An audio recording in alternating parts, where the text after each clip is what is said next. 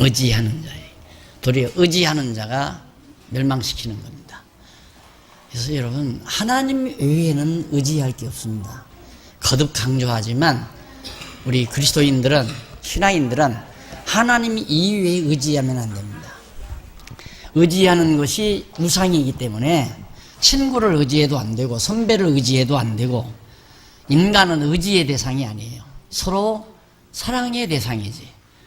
인간이라고 하는 것은, 다시 말해 그리스도 안에서 우리 성도들끼리는 서로 사랑의 대상이지 지배하고 지배받고 하는 대상도 아니고, 또 의지하고 또 뭐 도와주고 그런 대상도 아니고, 다 그리스도 안에서는 성도가 서로 사랑하는 사랑의 관계 이외에는 가져서는 안 된다. 그래서 소위 선후배라고 해서 선배가 후배를 좌지우지 하려고 한다거나, 또 자기가 지도자라고 해서 피지도자를 완전히 정치적인 압력으로 지도하듯이 그렇게 해서도 안 되고, 전혀 달라요. 세상의 지도자라고 하는 것은 권력을 가지고, 정치인들이 권력을 가지고 백성을 지도할 때는 힘을 가지고 하잖아요. 근데 권력이거든요. 그건 법률의 힘, 권력. 그러나 그리스도 안에서의 지도는 권력으로 하는 게 아니라 사랑의 힘으로 하는 거예요. 그럼 그리스도 안에서 힘이란 뭐냐? 교회 안에서의 힘은 오직 사랑의 힘 외에는 작용하면 안 돼요. 돈의 힘이 작용해도 안 되고, 물리적인 힘이 작용돼도 안 되고, 어떤 직분의 힘 있는 게 아니거든. 직분이 권력을 가진 게 아니에요. 목사나 장로가 치리자라고 해서 세상 권력처럼 그런 권력으로 다스리는 게 아니라, 교회는 사랑의 힘으로 다스려 가는 곳이다. 이에 항상 여러분의 뇌리에 그런 기본적인 사고의 틀, 생각의 틀은 딱 자리 잡고 있어야 돼요. 그래야 빗나가지 않아요. 사람인지라 이 속세에 살기 때문에 순간순간 자꾸 그렇게 나와요. 저는 봐라, 내가 나 쌀이나 내가 저보다 더 먹었는데, 이 생각이 딱 들 때가 있거든요. 좀 젊은 사람들이 함부로 할 때에는 나부터도 저 건방지네죠, 이 생각이 딱 드는 순간 약간 열받잖아요. 그럼 벌써 내게 열이 드러난다는 건 정상적인 생각을 안 하고 있다는 거거든요. 아차, 그러죠. 아차. 그것부터가 벌써 어떤 나이의 힘, 소위 어른이라고 하는 그런 기득권의 힘으로 젊은 사람들을 누르려고 하는, 그것부터도 벌써 잘못된 거예요. 이게 다 세속적인 거예요. 그리스도 안에서는 오직 사랑의 힘 외에는 절대 작용하면 안 된다. 여러분, 항상 가정도 마찬가지죠. 가정도 사랑의 힘 외에는 작용하면 안 됩니다. 그래서 아이들에게도 잘못하고도 어른의 기득권으로 꿋꿋이 그냥 자기 잘하는 것처럼 내세우려고 하면 가정이 제대로 안 되죠. 야, 내가 잠깐 실수했다, 얘. 하고 빨리 내 자신의 실수를 인정하고 말해줘 버리면 그 다음 대화가 안 먹히잖아요. 그런데 한두 번 그냥 자녀들하고 얘기하다가 어른이라고, 너 건방지게 어른이 얘기하는데 이래 놓으면 그 다음부터는 자꾸 피하죠. 이제 자꾸 대화로 안 하려고 그러고, 왜 세대차가 생긴다 이래가지고, 그런 것들이 모두가 다 사랑의 힘을 잃어버리는 데서 와지는 것들이죠. 가정이나 교회나, 가정도 작은 교회니까, 그리고 교회 역시 사랑의 힘으로 다스려지는 것이다. 그래서 사랑의 힘이 없으면, 회장 여기 된 사람이 있으면 사표해야 돼요. 나는 사랑의 힘이 부족해서 아무래도 나는 회장 못하겠어요 하고 내놔야지. 사랑의 힘도 없으면서 지도자로 앉아있으면 자기가 열받을 때 많아요. 왜 안 따라주니까. 안 따라준다. 이렇게 하자는데 자꾸만 회장이 이렇게 하자면 좀 따라주면 얼마나 좋아요. 안 따라주면 열받거든요. 이득들 하나도 없어요. 뭐 때문에 열받아요? 안 그래요? 그러니까 사랑의 힘이 있으면, 안 따라오면 아직 어려서 철부지해서 몰라서 그러는구나 하고 참고 기다려주고, 이런 게 있어야 이제 조용하잖아요. 그런데 그런 게 없으면 이제 회가 어수선해지고 시끄러워지고 똑같은 얘기입니다. 그래서 언제나 의지하는 자, 내가 의지하는 것이 나를 망하게 한다. 바벨론 의지했는데 바벨론 군대가 유다를 멸망시킨다. 36절로부터 49절까지 보면 행음한 예루살렘을 사마리아처럼 심판한다고. 여기 했잖아요? 이제 나오나요? 네, 행음한 예루살렘을 사마리아처럼 심판한다. 이 사마리아처럼 누가 아수르 바벨론 애굽하고 행음한 예루살렘을 아수르가 사마리아 망하듯이 멸망시켜 버린다. 그다음 드디어 11권 마무리했습니다. 그다음 12권 보시면 벌써 준비들 다 하셨네. 12권 53페이지 6053페이지 보시면은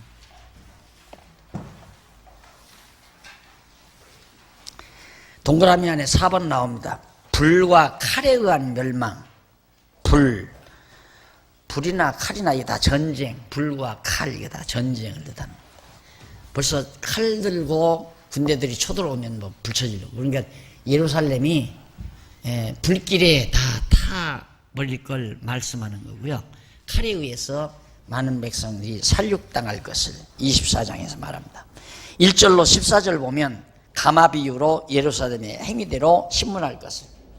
가마란 이런 게 가마죠. 왜 우리 조리실에 가면 이런 거 있잖아요. 이런 거 물 끓이는 국 끓이는 거 이런 가마. 이런 가마에 끓는데 이게 북에서 남으로 이렇게 기울어지는 거예요. 기울어져서 이제 물이 쏟아지는 그런 환상을 보이죠. 그러니까 북쪽에 있는 바벨론이 이제 예루살렘으로 쳐들어올 것을 이런 모형적인 것으로 보여주는 겁니다. 예루살렘은 바벨론에 의해 망한다. 그 망하는 이유가 이제 뭐 여기도 다시 한번 근거를 대지만은 어디가 보시면 되냐면 6057페이지 한번 보세요. 6057페이지 중간쯤 줄바꾼 데 나오죠. 24장 15절로 27절 그 위에 쪽으로 그 우쪽으로 아니야 저 위에서부터 하십시다. 위에서 세 번째 줄 바꿨죠. 줄 바꾼 데서부터 다섯째 줄 뒷부분 끝부분 줍시다. 줄 바꾼 데서 위에서 다섯째 줄 끝부분 일찍이 나오죠. 일찍이 여호와 하나님께서는 출애굽 당시 모압 평지에서 모세를 통하여 이스라엘 자손에게 장차 기업의 땅에 들어가 이방신들을 음란히 쫓아 여호와를 버리고 언약을 어김으로 진노하실 것을 언약하신 말씀 신명기 31장 16절로 20절. 네. 그리고 기업의 땅에 들어가 살 때에 성읍으로 황폐케 하고 성소들로 황량케 하실 것을 언약하신 말씀이 레위기 26장 31절 신명기 28장 16절에 말씀하였는데 그 모세와의 언약을 이루시려고 그러죠. 내가 일일이 다 말하지 않아도 그 내용은 항상 반복적으로 나옵니다.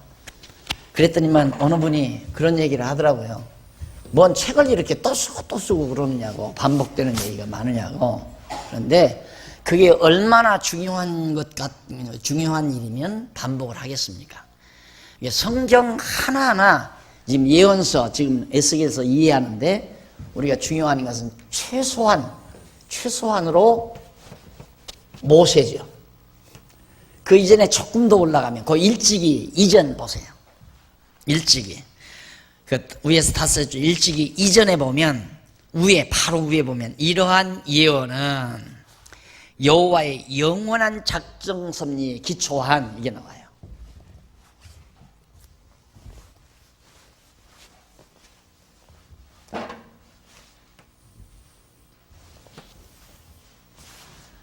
그러니까 지금 여기서 에스겔이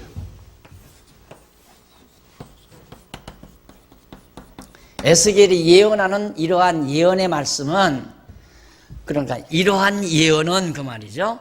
여호와의 영원한 작정 섭리, 여기 작정 섭리, 하나님의 작정. 작정해 놓으신 작정 섭리에 기초한 언약이에요. 언약. 모세와의 언약. 그래, 이 언약은 바로 하나님의 영원한 작정에 기초했다.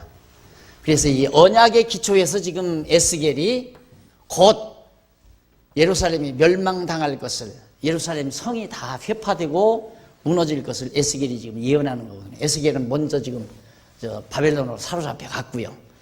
그리고 이제 아직 예루살렘은 불이 타지 않고 무너나지 않았는데 그것이 곧 무너난다는 사실을 예언하는 거라고 말합니다. 예언. 그래서 여러분 성경에 하나님의 작정, 언약, 예언, 성취, 그리고는 이제 그대로 예언대로 성취되잖아요. 성취. 이게 성경 전체를 이끌어가는 흐름이에요. 모든 전체를 이끌어. 그러니까 이 틀은, 이런 하나님의 섭리 틀은 계속 반복해서 또 말하고 또 말하고, 몇 장 설명한 다음에 또 말하고, 몇 장 설명한 다음에 또 말하고. 예, 어느 내용도 어떤 역사적인 사건이나 어떤 선지자들의 예언이나 이 틀에서 벗어나는 게 아무것도 없어요. 그러니까 하나님께서 다 영원전에 작정해 놓으시고 작정대로 이루실 것을 아브라함과 이삭과 야곱에게도 언약하시고 이스라엘 백성이 모세에게도 언약하시고, 모세에게 언약하는 것이 아까 지금 신명기에 나오고 레위기에 나오잖아요. 그 언약이 뭐냐면 이스라엘 백성들이 가나안 땅 들어가 살면서 이제 우상 섬긴다고 또 우상 섬겼잖아요. 우상 섬길 걸 언약하신 대로 우상 섬긴다 이 말이에요. 이게 우상 섬기기 때문에 성들이 다 황폐되고 다 망한다. 그걸 지금 에스겔이 곧 되질 것을 바로 에스겔이 다시 한번 상기시키는 거죠. 이 언약, 모세의 언약대로 된다는 것을 알려주기 위해서 선지자를 보내가서 미리 예언을 하는 거예요. 곧 이루어진다. 그러니까 이루시기 직전에 예언을 합니다. 예언은. 언약은 상당히 먼 이전에 하는 게 언약이고요. 예언은 보통 사건이 일어나기 직전에 하는 게 대개 예언이에요. 그러니까 왜냐하면 백성들이 모르니까 하나님께서 이렇게 하신다고 한다. 왜 그렇게 하시는가? 영원전에 작정해 오셨고 그 언약, 작정대로 이루실 것을 언약하셨기 때문에 이렇게 멸망시키고 다 너희들 이방에 흩어버린다. 이제 그 얘기예요. 그렇게 하나님께서 이렇게 섭리하시는 이유는 하나님은 언약대로 이루시는 여호와의 힘을 깨달아 알고 경외케 하려는 것이다. 자, 이것만 여러분들이 잘 기억하시면 성경은 아주 쉽습니다. 그 원리대로만 쫙. 그래서 자주 그 내용을 언급해 드리는 거예요.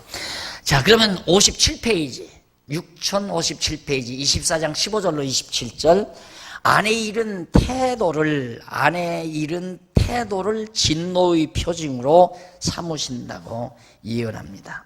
아내를 잃어버린 태도, 아내를 잃어버렸을 때 그 태도가 어떻겠습니까? 한번 잠깐 보실까요?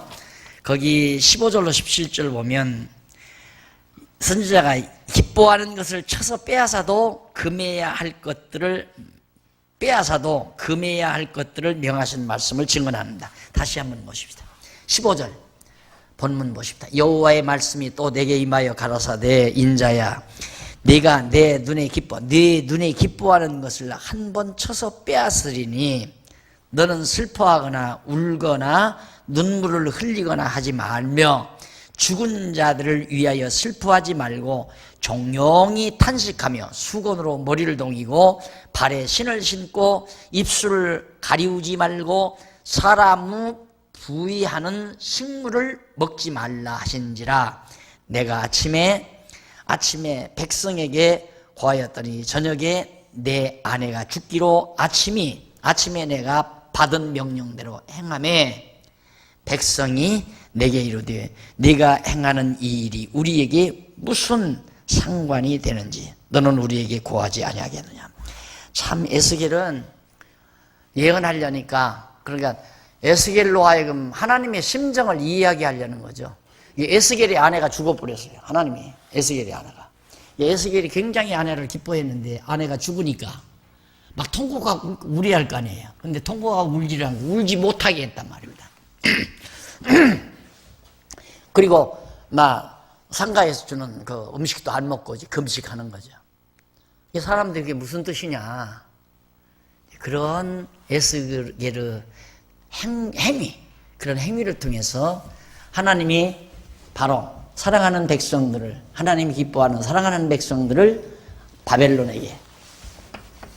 의해서 다 멸하는 하나님의 심정을 에스겔로 하여금 느끼게 해가지고 그걸 백성에게 전하게 하는 그런 내용이 바로 15절로 27절에 나와요.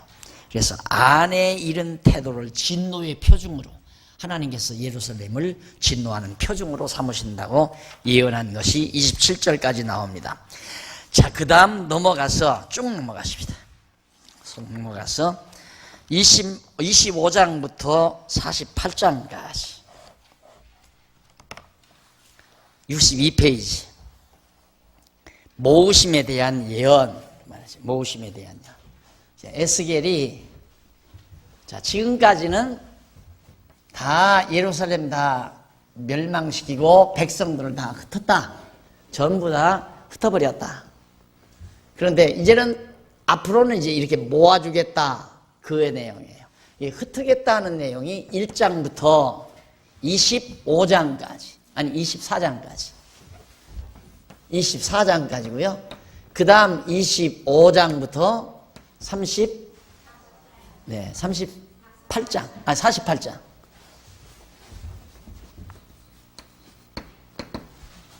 얼마나 쉬워요. 에스겔서 내용이 뭐냐? 하나님께서 흩으시고 모으신다는 내용이다. 그걸 예언하는 내용이다. 간략하게 말하면 하나님께서 사랑하는 유다 백성들을 다 흩었다가 다시 모아주겠다 하는 얘기예요. 난 참 보면 이런 것들이 꼭 구약시대만 있는 게 아니라 목회를 해봐도 그러더라고요. 하나님께서 흩을 때는 또 확 흩어버리더라고요. 그러더만 또 다시 모으시더라고요. 우리 교회가 이게 흩었다가 모아지는 곳입니다. 우리 교회도. 그런데 노예도 지금 흩어져요. 보니까 노예도. 그래서 하나님께서 교회만 그런 게 아니라 노예도 흩으시고 모으시려고 그러는구나. 그래서 흩어져도 하나님께서 언젠가 또 모으신다. 그거 믿고 있죠. 그리고 노예만이 아니라 총회도 지금 이 총회하고 있는데 앞으로 총회가 이제 어느 정도 이렇게 된다면 앞으로 총회도 아마 흩어질 거예요. 하나님이 꼭 그렇게 섭리하시더라고요. 흩어졌다가 모이게 하고 흩었다 모으시고. 사람이 억지로 사람 모으려고 할 것도 없고 하나님이 모으시는 분도 하나님이시고 흩으시는 분도 하나님이니까. 우리 교회 처음에 흩어질 때 제가 전화 아무데도 안 했습니다. 흩어질 때 막 오해를 하고 흩어지는 거예요. 오해를 하고. 물론 노예에서 그 당시에 노예에서 장난쳐가지고 노예에서 그 사람들은 막 그렇게 나를 모함을 하고 2단 3단 하고 난리를 치는데 나는 아무 변명 안 하고 가만히 있었잖아요. 그리고 오죽하면 목사님이 입 좀 여세요. 왜 그렇게 목사님 강단에서 얼마든지 할 수 있지 않느냐 이거예요. 할 수 있죠 하면 내 변명 얼마든지 할 수 있고. 그런데 안 했어요. 하기 싫고. 왜냐하면 내가 내 얘기를 하면 그렇게 진담으로 들어줄 사람이 많지 않습니다. 이미 마음 떠난 사람은 아무리 내가 나를 거짓없이 변명을 해도 그건 변명으로 듣지 진실로 안 들어요. 그리고 나를 아끼는 분은 내가 변명 안 해도 다 알고 있는데 뭐하러 쓸데없이 구차스럽게 내가 강단에 서서 날 변명하고 그럴 필요가 있어요. 안 하죠, 절대. 그런데 결국에는 나중에 다 깨닫고 다시 돌아오시는 분도 있고 그래서 다시 교회가 이루어지고 하는데 이게 다 하나님께서 하시는 일이에요. 그러니까 하나님이 흩어놓는 걸 내가 모으려고 하는 것도 건방진 태도고 하나님이 모으는 걸 또 내가 흩으려고 하는 것도 건방진 태도고 모으면 모으시는 대로 흩으면 흩으시는 대로 그렇게. 그래서 에스겔 선지서도 하나님이 24장까지는 내가 다 이렇게 예루살렘을 다 불태워버리고 전부 대적들을 통해서 막 사육하고 그래서 백성들을 다 이방 땅에다 흩어지게 갈대아 땅에 흩어지게 하겠다. 그거예요. 24장까지가. 그런데 흩어진 다음 하나님의 약속대로 언약대로 70년이 지나면 내가 다시 다 모아주겠다. 그래서 모으심에 대한 예언이 25장부터입니다. 이건 에레미야에서도 우리가 배웠잖아요. 에레미야는 뭐죠? 흩으시고 모으시고가 아니라, 네? 뽑으시고 심으시고, 네. 예루살렘에서 백성들을 뽑았다가 다시 심어 놓으신다. 옮겨다 심으신다. 그 말이나 흩으시고 모으신다는 말이나 뉘앙스는 같잖아요. 비슷한 얘기죠. 자, 25장에서 39장까지는 그 가운데서 한쪽 가로 1번. 여기도 요건 한번 생각하고 가야죠.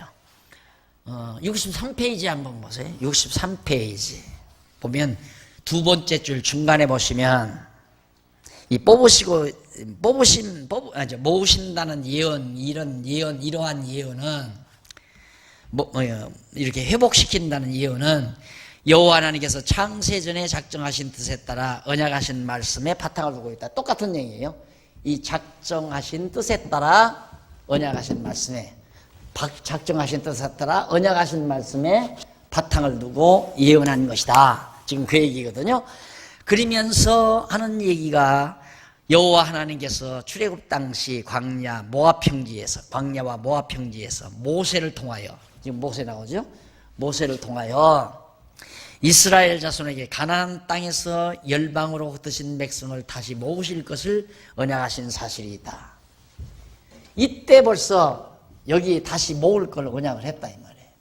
그런 모습이 다윗이 주전 예수님 오시기 전 1000년이에요. 약 한 1000년. 다윗에서부터 모세 때까지가 한 500년. 그러면 여기서 여기가 약 한 500년. 그러면 모세 때부터 여기 때까지는 약 한 1000년이죠.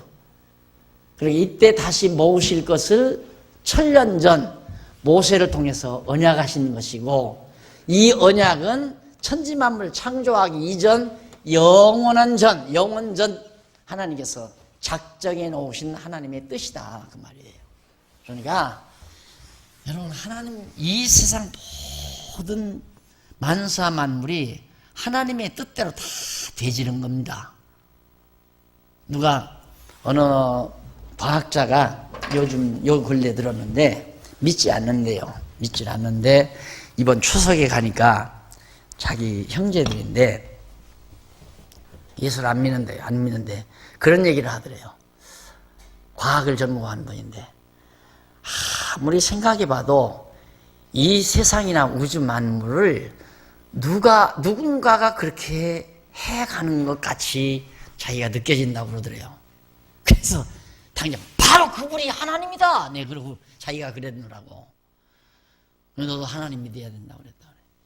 여러분, 요즘에 여러분 신문 꼭꼭 읽으셔야 돼요. 이번에도 그 일식에 대해서 우리 곽 집사님 일식에 대해서 썼잖아요. 참 신기한 거죠. 예?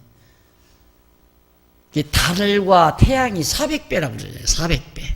그럼 400배면 이게 달이 지구를 완전히 이렇게 동그랗게 완전히 가릴 수 있다는 게 참 불가능하죠. 작은데 400배나 되는데 이렇게 작은 걸로 이게 내 얼굴 가리워져요? 여기는 보이잖아요. 예? 가양은 이걸로 가리워도. 그런데 이번 우리 일식 그냥 완전히 태양을 싹 가리우는 거 봤잖아요. 400배가 크기가 400배가 되는데.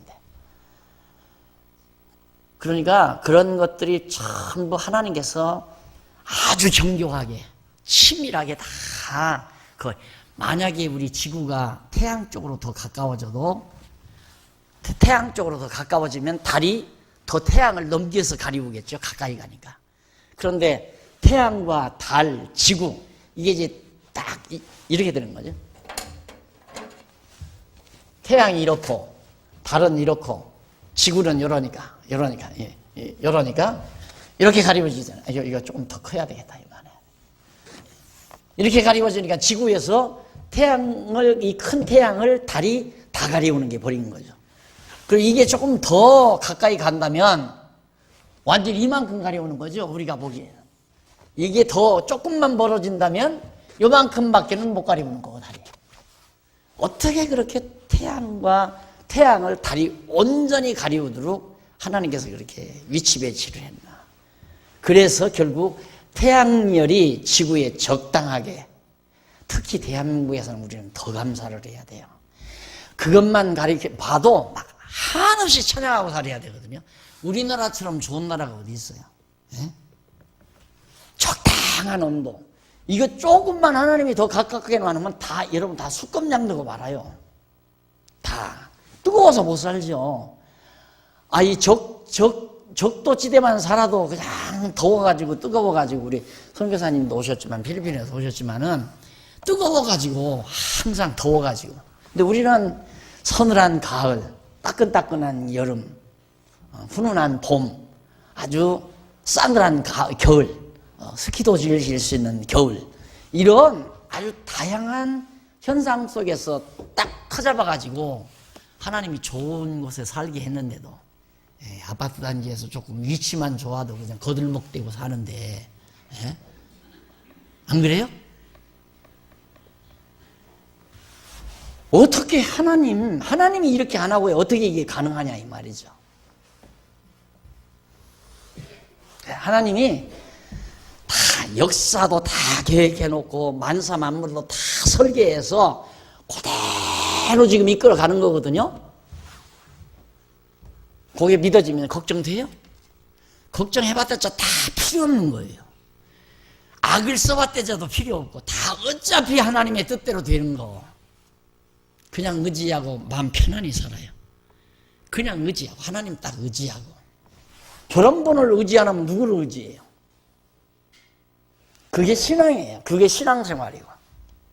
그래서 진짜 여러분 성도대학 졸업하고 나서 나중에 또 짜증 부리고 근심 걱정하면 당장 졸업장 뺏어버리고 말 거니까.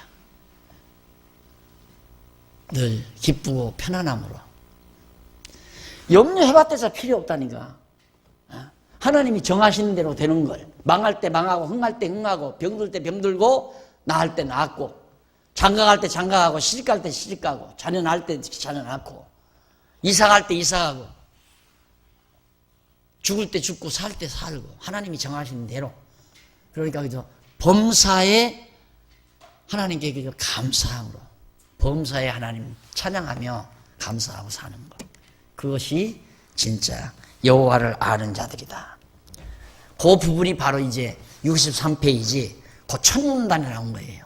천문단에. 에스겔 선지자는 보수를 통한 회복과, 천문단 제루의 중간부터 나오죠. 에스겔 선지자는 보수를 통한 회복과 성전과 국토 회복에 대해서, 원수 다 바벨론 다 멸망시켜서, 보수 멸망시켜서 성도 회복하고 백성도 회복하고 다 성벽도 회복하고 백성도 다시 다 돌아오게 해서 그렇게 회복해 준다. 돌아오게 해준다. 모아주신다. 그러한 예언이 이때 다 작정된 대로 된다 그 말이에요. 이때까지가. 아브라함 때까지가 모세에서 한 500년 되잖아요. 그럼 아브라함 때로부터 따지면 저기가 1500년 후에 되잖아요. 1500년 후에.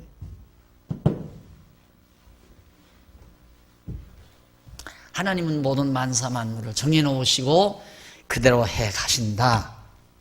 이거 하나 확실하게 믿어지면, 자, 누가 와서 여러분들에게 손에 이렇게 쳤다. 그래서 돈 1000만 원이 손에 받다. 그럼 그 사람 밉죠. 그 사람 미우면 하나님 잊어버리는 사람이에요.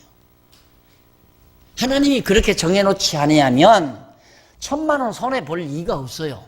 그걸 손에 안 보려고 또 막 키를 쓰고 머리를 쓰고, 그것도 병신짓이야. 어쩔 수가 없는 거예요. 하나님이 손해보게 만들었으면 손해봐야지. 그러니까 그 친구 미워하면 안 된다고 그랬잖아요. 친구가 하나님께로부터 악역으로 쓰임받은 거죠. 그러니까 미워하지 말고, 어쩌다가 하나님께서는 너를 그렇게 악역으로 썼냐. 참 불쌍하고 측은하구나. 이렇게 봐야 되겠죠. 참, 목사님 말씀 들으면 그런 것 같은데. 참 그럴 것 같은데 나는 그렇게 안 된다고. 안 되는 건 안 믿어지니까 안 되는 거지.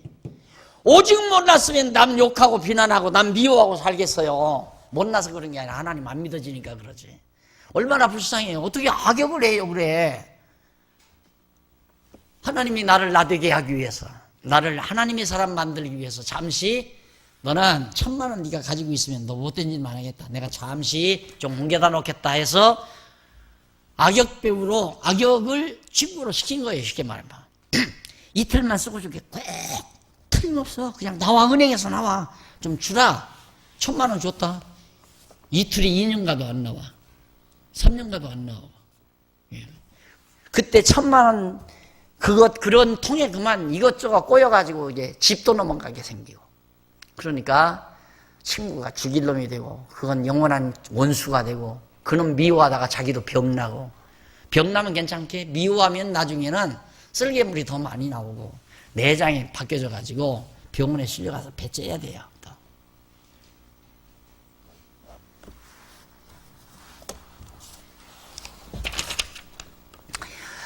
자, 계속하십시다. 한쪽 가로 1번 보수를 통한 회복이죠. 하나님께서 이렇게 모아주는데, 다시 회복해 주는데, 어떻게? 이 못된 인간 하나님이 원수 갚는다 이 말이에요. 하나 더 속 풀어드릴까요? 그런다고 또 그것 때문에 그래서는 안 돼요. 나한테 악역 역할하는 놈, 너는 불쌍하다, 측은하다. 왜? 그놈 하나님이 가만 놔두겠어요. 너 왜 내 사랑하는 사람 돈 1,000만 원 떼먹었냐? 여러분 같으면 가만 놔두기, 가만 안 놔두잖아요. 하나님이 이 악역을 시켜놓고 바벨론을 통해서 다 불타고 망하게 다 해놓고 백성 다 사륙하게 만들어 놓고, 그리고는 또 여기다가 너희는 왜 내 백성들을 괴롭혔냐고 완전히 바벨론 다 작살내버리잖아요. 하나님께서. 하나님 마음대로 해요. 그래서 전능자라고 말입니다. 하나님이. 그러니 얼마나 내 돈 1,000만 원 떼먹은 사람 불쌍한 사람이에요. 측은하게 여기세요. 여러분들 하는 일 방해하는 자나, 여러분을 못 살게 하는 자나, 여러분을 괴롭히는 자 증오하지 말고 측은하게, 불쌍한 놈. 오직이 어리석으면 하나님께서 너는 버린 놈이다. 하나님께 버림받은 놈이다. 그러겠어. 우리 지난주일날도 요한일서 배웠지만, 우리끼리 사랑하지 아니하는 자는 하나님이 그 안에 함께하지 않는 자예요. 성령이 그 안에 없는 자예요. 사랑하지 않으면 미워하는 거 아닙니까? 내가 어느 집사님을 미워한다면, 내 안에 하나님이 안 계시다면 어느 집사님에게는 하나님이 계실 거 아닙니까? 그럼 내가 불쌍한 사람이죠. 예, 성도끼리 미워하는 건 참 어리석은 거예요. 예, 모르니까 미워하죠. 모르니까, 못 깨달으니까. 깨달아야, 진리의 영이 우리 안에 오셔서 깨닫게 해야 그걸 깨닫고, 아이고 내가 왜 미워해? 하나님이 사랑하는 자를 내가 왜 미워해? 이래서 이제 나도 알고 나면 미움이 사라져버리고. 근데 미워하지 않으려는 생각보다는 하나님의 사랑에 대한 감동이 커야 돼요. 내가 하나님의 사랑에 대한 감동이 커버리면 미워질 마음이 생겨나질 않아요. 내가 감동하니까. 사랑이 감동하는 자가 난 미워한다? 이건 같이 공제, 함께 마음속에 있을 성질의 것이 아니에요. 내게 감동이 있는데 미움이 생긴다? 거짓말. 그건 새빨간 거짓말이에요. 항상 하나님의 사랑에 감동하며 사는 것. 늘 감동해요. 범사에 감사를 해야죠. 항상 감사를 해야죠. 늘 감동하니까. 그래서 그렇게 감동하며 살면 미움 자체가 사라져버린다. 그리고 구체적으로 말하면 하나님께서 다 원수가 붙기 때문에, 야, 너 참 불쌍한 짓 하는구나. 너 지금은 날 다 때려본다고 좋아하지만 하나님이 너 끝낼 날이 있다. 너 왜 그렇게 악역으로 너는 쓰임받느냐. 참 불쌍하고 측은하구나. 이렇게 우리들의 생각이 바뀌어질 수밖에 없는 거죠. 자, 그 다음 양쪽 가로 1번 이방족 속들에 대한 보수. 예, 보수를 누구를 보수하는가? 이스라엘, 아까 지도 그려드렸잖아요. 이렇게 되면 여기 예루살렘 놔두고 갈릴리 호수 요단강 지중해고요. 여기 이제 블레셋, 에돔, 모압, 암몬, 아람, 아수르, 바벨론, 두로, 시돈, 이게 전부 이방족 속들이에요. 애굽. 그러니까 이 무기가 쌓여 있어요. 하나님의 택한 백성을 이렇게 악한 이방족 속들의 틈바구니에 꼭 쌓아놨어요. 우리가 지금도 교회, 하나님의 나라 교회도 그렇잖아요. 이 세상의 속된 문화 속에 이렇게 다 우겨 싸 그 틈바구니 속에 지금 교회가 존재하고 있잖아요. 여기에서 거듭 얘기지만 도리어 이걸 의지하면 안 되지 않느냐. 의지하고 따라가면 안 된다. 절대 이건 안 될 일이지요. 왜 다 우겨 쌌는가? 오히려 여호와만 의지하고 살아라. 아무도 바라보지 말고 이렇게 바라보지 말고 이렇게 바라보고 살아라 이 말이에요. 이렇게 바라보면 전부 대적이니까 삥 둘러 대적이니까 이렇게 바라보고 살아라. 오직입니다. 진짜 여러분 성도대학 입학한 보람은 거기에서만 찾으면 돼요. 그렇게만 되면 졸업생 자격이 있어요. 졸업장 안 줘요. 졸업장 종이 아까워서도 안 줘요. 졸업장이 필요 없어요. 그런 거 필요 없어요. 여러분의 마음속에 졸업장이 기재가 돼야지. 졸업장을 여러분의 마음속에 기재가 돼야지. 오직 주만 바라보나이다 하고 살아야 돼. 주변 나라들에 대한 보수가 동그라미 안에 1번 25절로 25장에서 28장까지 나오는데 우선 25장 1절로 17절에 보면 암몬과 모압과 에돔 블레셋 이거 보세요. 암몬, 모압, 에돔, 블레셋 그러니까 남동쪽 대적들 이것이 25장에 나오는 얘기예요. 남동쪽에 이건 동쪽이고 이건 남쪽 아니에요. 블레셋, 에돔, 모압, 암몬 이들을 다 하나님께서 쳐서 보수해 주겠다. 왜? 여기 보면 예루살렘이 망할 때 이놈들도 다 협조를 한 사람들이에요. 한 나라들이죠. 협조도 할 뿐만 아니라 협조보다도 그동안 이 유다 나라 예루살렘 때문에 얼마나 시기하고 질투하고 했는지 모릅니다. 왜? 예루살렘이 너무 화려하고 견고하고 웅장했기 때문에. 그래서 바벨론이 와서 이걸 치니까 하하 꼴 좋다 박수치던 인간들이에요.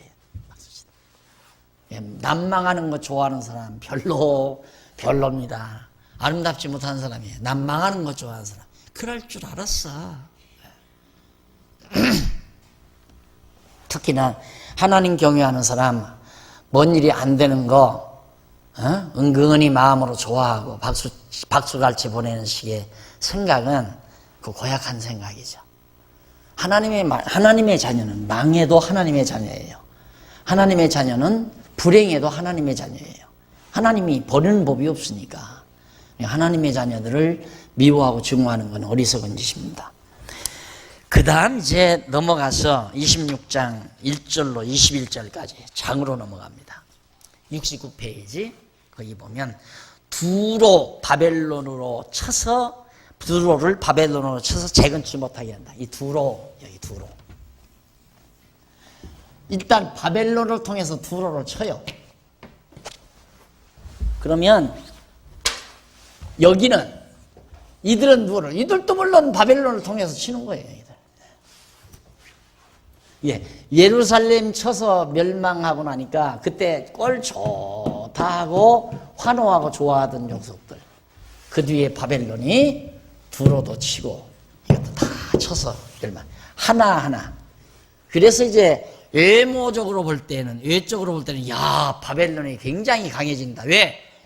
하나님은 바벨론을 이제 몽둥이로 써가지고 이 고약스러운 요 주변에 가까이 있어가지고 자꾸 계속해서 하나님의 택한 백성들을 괴롭혔던 이 예루살렘을 괴롭혔던 요 고약스러운 나라들을 하나님께서 바벨론을 몽둥이로 삼아서 이걸 다 쳐서 멸하게 만든다. 그러니까 예루살렘 망한 다음에 그 다음 하나하나 다 처치하는 거예요. 바벨론은 자기들이 아주 강하게 되려는 정복욕에 의해서 이걸 다 치지만 하나님의 입장에서는 내가 너를 잠시 몽둥이로 쓰는 것뿐이다. 착각하지 말아라. 너 강대한 세력 만들어서 잘 먹고 잘 살으라고 이들을 내 손에 붙이는 것이 아니라 내 잠시 너를 몽둥이로 쓰는 것뿐이다. 내 일 좀 해라. 내 사랑하는 백성들 원수정부선 갚아라. 친다 이 말이에요. 그게 26장에 나오는데 그 다음 넘어가서 27장 1절로 36절. 두로 멸망에 대하여 지으라고 명하신 노래. 이 두로 참 고약합니다. 두로와 시돈. 예수님 당시에도 두로와 시도나 내가 하늘에 오를 듯 싶으냐 음부에 낮아지리라. 이 항구 도시로서요 굉장히 활락갑니다. 화려한 도시. 여기서 이제 무역 대부분 이제 엄청난 돈을 버는데 이게 여기가 지중해 이렇게 여기 터키가 있고 이 지중해 이렇게 있잖아요. 이게 무역선이 왕래한 항구 도시예요. 두로가. 그러니까 이 동양 이라크 바벨론 이쪽 이 동양 문명의 발상지 아니에요?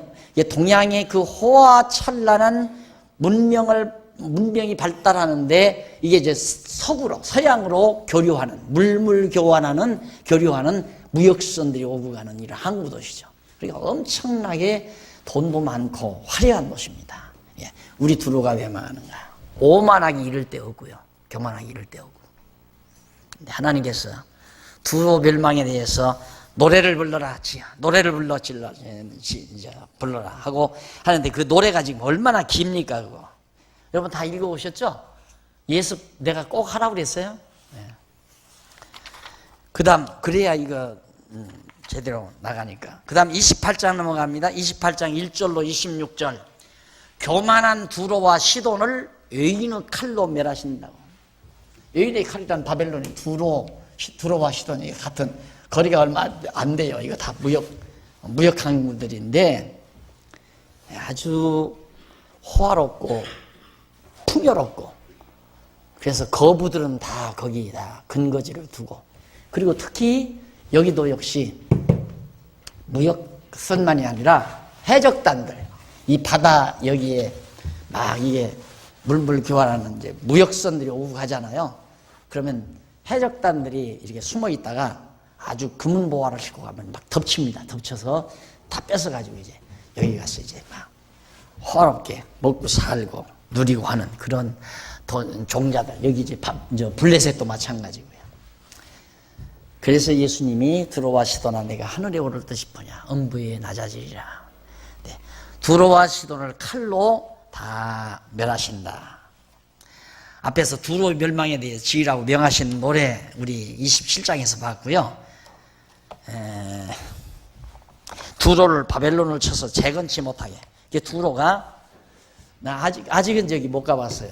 아직 이 두로 성터는 못 가봤는데 아주 지금은 초라하다고 하네요. 아주 초라하다고 하는데 언제 한번 지나는 길이 있으면 한번 지난번에 예루살렘 갔을 때 이스라엘 갔을 때 한번 가봐야 되는 건데 일정이 그렇게 못 돼가지고 못 가고 말았습니다만은 이런 데를 가보면 하나님 살아계심을 알 수 있죠. 하나님께서 다시 그렇게 두로와 시돈이 조건적으로 여러 가지 조건적으로 이게 다시 번영할 수 있는 곳이거든요. 이 동양의 이것과 그런데 지금은 이 바다보다도 육로로 이 터키를 거쳐서 이스탄불로 거쳐서 이제 유럽으로 막 도로가 뚫리고 이래가지고 별로 무역선이 그렇게 활개는 모습으로 두로와 시돈이 다시 번창하지 못하는 여기 에스겔의 예언대로 됐다는 얘기죠. 그래서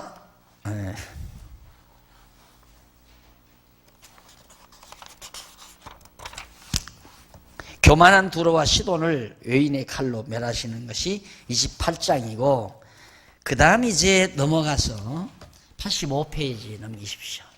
85페이지 넘기시면 교만한 애굽에 대한 보수입니다. 여기 애굽 나오죠? 이것도 교만하죠. 그러니까 애굽 문명, 우리 인류 문화 발상지 가운데 유브라데스강, 티그리스강 유역, 이게 이제 바비로니아 문명이거든요. 에집트의 나일강 유역, 에집트 문명, 그 다음 바비로니아 문명, 그 다음 인도의 인도 문명, 인더스강, 그 다음 중국의 황황한 문명, 4대 문명 발상지 아닙니까? 그런데 인도도 동양이에요. 중국도 동양이고, 그리고 여기 바비로니아도 동양이고, 사실은 애굽은 이건 아프리카 쪽이죠. 유럽이 아니에요. 서양이 아니에요. 이게 원래는 문명이 동양에서 번창했던 거예요. 이 동양 문명이 이제 예수 그리스도가 오시기 이전, 그러니까 바벨론이 망하고 그다음 페르시아 파사 문명, 이것도 동양 문명이죠. 그런데 갑자기 파사 문명이 헬라 문명에게, 헬라에게 망하죠. 그 헬라가 이제 바로 서양으로 가는 거예요. 헬라가 그리스 땅으로. 여기 일로 문명이 이쪽으로 이제 넘어가는 거예요. 동양에서 서양으로. 이걸 보기 위해서 지난번 이제 내가 우리 탐사단들이 터키하고 그리스하고 갔던 거죠. 그래서 딱 가서 이스탄불에 도착하자마자 제가 그래서 딱 보고, 선상에서 그랬나? 목사님들하고.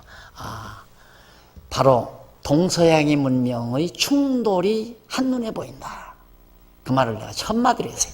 동서양의 문명의 충돌. 문명의 충돌이죠.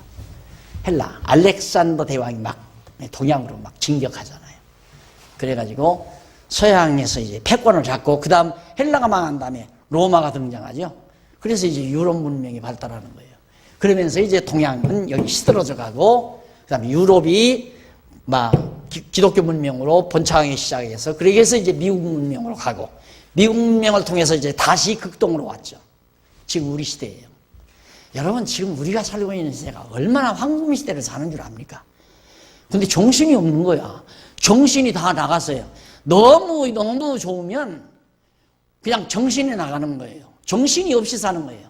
정신 없이 산다는 말은 다 세속에 물들어 산다 이 말. 우리가 하나님의 역사 섭리를 보면 우리가 얼마나 정말 아름다운 시대에, 아름다운 터전에, 최고의 터전에, 최고로 아름다운 시대에 엄청난 것, 내가 말하는 늘 엄청난 이것을 간직하고 살 수 있도록 우리에게 주셨는데, 우리는 그걸 모르는 거죠. 왜? 이런 어떤 배경 속에서 우리의 것이 비교가 안 되니까. 최고의 황금기를 사는 거예요, 지금. 지금 서문명 시들어들잖아요. 지금 중국 달러 값이 자꾸 떨어져요. 달러 떨어지니까 그냥 돈으로 여러분은 생각해. 나는 달러 떨어지는 게 달러로 보는 게 아니라 거기에 하나님의 섭리를 보는 거예요. 여기 해지게 돼 있어요. 난 미국이 미워서 미국 망하기 원해서가 아니라 하나님의 전체 섭리가 그렇다고 말해요. 미국 망해요. 서구는 망해요, 이제. 이제는 극동, 대한민국을 비롯해서 지금 중국으로, 필리핀으로 지금 막 가잖아요. 지금 우리 선교사님도 오셨지만. 그래서 중국, 필리핀에 관심을 두는 거예요. 이 하나님의 섭리가 그쪽으로 가니까. 그런데 우리는 그냥 밥 먹고 배부르면 된다 이러고 사니까 가치를 못 누리는 거죠. 알면 어떻게 그렇게 살아요. 알면. 이봐 항상 막 흥분이라기보다 감동 속에 살아요. 흥분은 좀 표현이 잘못되고 감동 속에서. 와, 하나님께서 어쩌면 이 시대에 태어나게 했나? 어떻게 이 땅에 살게 했나? 어떻게 장안중앙교인이 되게 했나?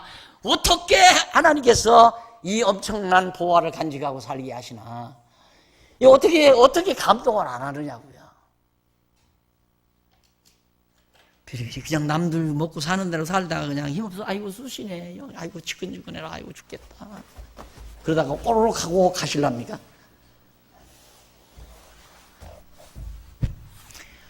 다 봤잖아요, 이제. 에? 하나님의 전체 전 역사 섭리가 한눈에 들어오잖아요, 이렇게 딱. 그런 하나님의 섭리 속에서 오늘 나를 봐야죠. 그래서 우리 신문이 과거를 해명하고, 현재를 직시하고, 어제를 해명하고, 오늘을 직시하고, 내일을 예비한다. 자신 있으니까 그런 사실을 정하는 거예요. 그런 확신이 없으면 어떻게 그런 정합니까? 우리가 과거를 어떻게 건방지게 해명해요? 과거 다 해명했잖아요, 지금. 뭐 세계 지도 놓고도. 자, 이 동양 문명, 이게 동양 시대에 완전히 이게 바비로니아 시대, 인도, 애굽도 인도 문명과 이게 연결되는 거죠. 그리고는 이제 중국 황하 문명. 중국 황하 문명의 후예가 우리거든요. 근데 사실 황하 문명은 기독교의 혜택을 못 받죠. 여기는 이제 구약시대의 혜택은 좀 받죠. 그러다가 이제 이렇게 가서 알렉산더 때 이제 헬라 문명에 의해서 이제 예수님 모시고 터전박다가 로마 제국이 완전히 터전, 그리스도가 메시아 올 터전을 하나님께서 준비해 놓고 로마 제국시대에 예수님이 오시잖아요. 그 뒤로 유럽시대가 오는 거예요. 예수님 오신 이후로 유럽시대가. 땅끝까지 복음 증거하기 위해서 바울을 동방으로 가지 못하게 하고 서쪽 그리스로 헬라 반도로 바울을 보내가지고 유럽 문명 만들어 놓으시고 영국을 통해서 미국 문명 지으시고, 그리고는 이제 미국은 다 끝났잖아요. 교회도 다 타락했고요. 그리고는 지금 대한민국의 이 모종판, 기독교 복음의 정말 모종판이에요, 여기가. 이제 대한민국 교회에 부패해버리면 이제는 뭐 여기서 촛대 옮겨가는 거죠. 나는 지난번 중국 가가지고 그랬어요. 촛대 대한민국에서 옮겨왔습니다. 대한민국은 돈 많아가지고, 교회가 돈 많아가지고 교회 돈 자식에게 물려주느라고 정신이 하나도 없어. 교회 지도자들이 잘났으나 못났으나 큰 교단이나 작은 교단이나 할 것 없어요. 전부 돈에 취해서 그런 그 교회 촛대 옮겨가는 거 아니에요? 하나님께서 거기다 뭐로 촛대 놔둬요? 당연히 이제 아시아로 옮겨가야죠. 그거 보고 지금 우리 한진교 목사님도 자꾸만 저리 갔잖아요. 내가 이런 거 하게 하니까 그거 막 성급하게 이스라엘로 간 집사도 있고, 그거 듣고 한진교 집사도 꼭 그 뭐 또 이 강의 듣는데요. 안에 그렇게 잘나지도 않았잖아요. 그리 잠깐 들어가가지고 선교사로 지금 가가지고 어제도 전화가 왔어요. 목사님 지금 열심히 하고 있습니다. 그러면서 지금 구역 예배에 참석하고 있대요. 여기.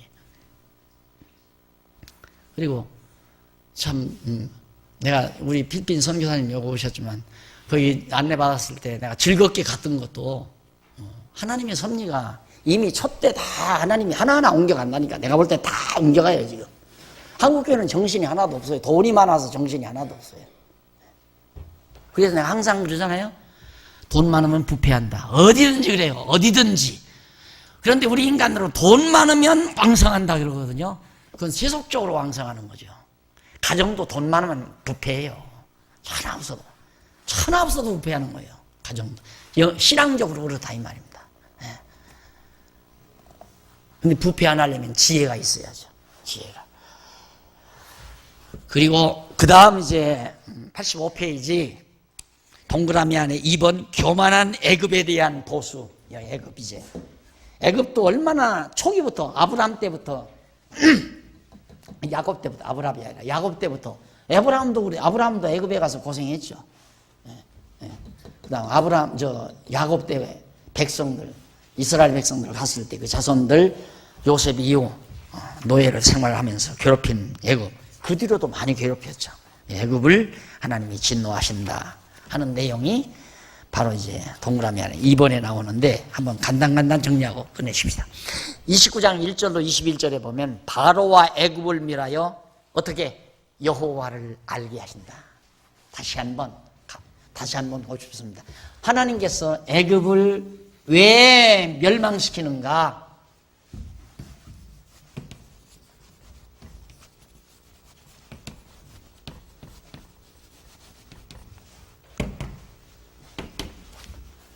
하나님께서 이 세계의 역사를 왜 섭리해 가시는가?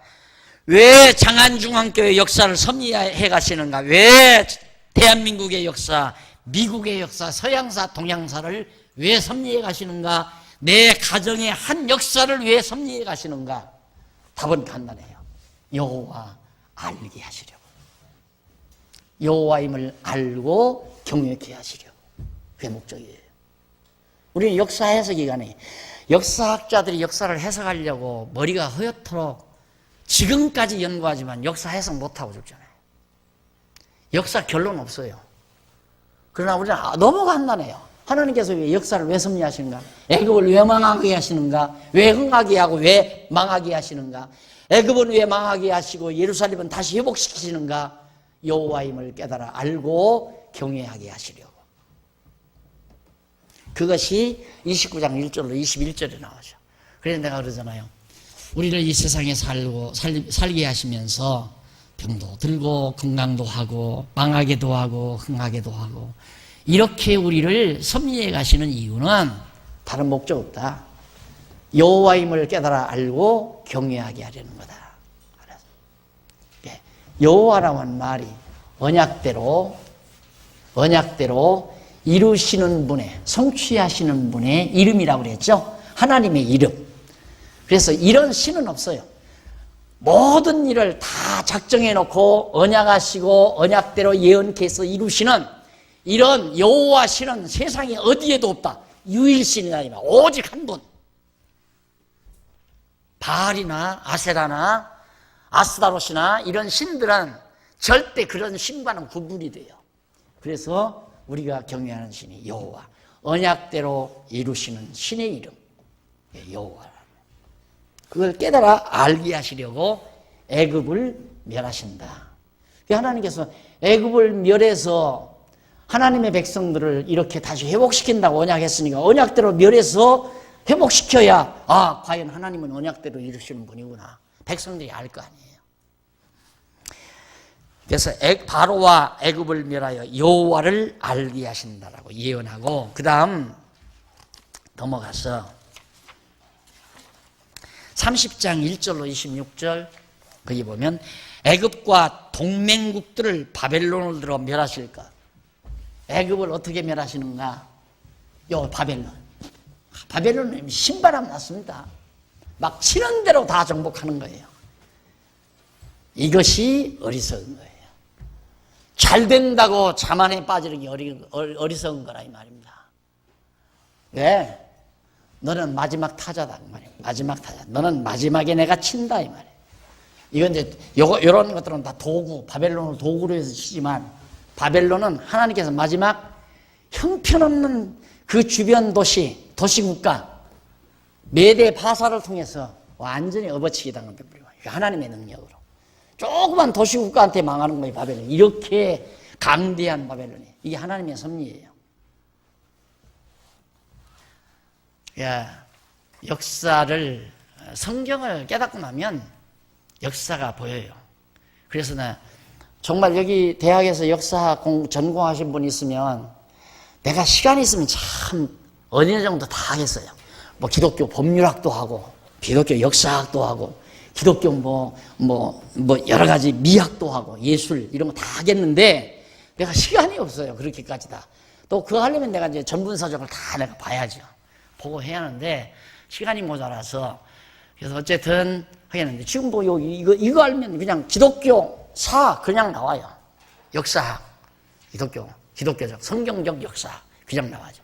이렇게 해서 빨리 정말 우리 기독교 진리가 얼마나 대단한 건가를 이게 이제 확실하게 나와야 돼요. 책으로 나와야 돼요. 이게 나와야 이제 정말 싸움에서 승리할 수 있죠. 그래서 정말 하나님께서 왜 나를 이렇게 괴롭히나. 병원에 입원해서 지금 띵똥 하는 응급차가 와서 실어갔다.